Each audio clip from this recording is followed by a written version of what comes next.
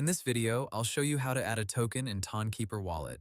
First, open the Tonkeeper app on your phone and unlock your wallet using your passcode, Face ID, fingerprint, or any security method you already set up. Make sure you are inside the correct wallet, especially if you have more than one wallet in Tonkeeper. Once you are on the main wallet screen, look at your asset list.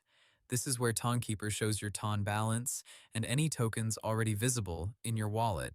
In many cases, Tonkeeper automatically displays tokens after you receive them, so sometimes you do not need to add anything manually.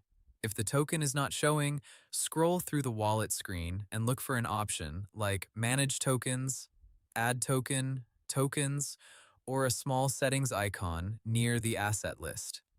Tap that option to open the token management section. Now use the search bar to find the token you want to add. Type the token name or symbol carefully. For example, if you are looking for a Ton-based token, enter its correct name and check the search results. Before adding the token, make sure it is the real one. Some fake tokens can use similar names, logos, or symbols. To avoid mistakes, compare the token details with the project's official website, official Telegram channel, or another trusted source.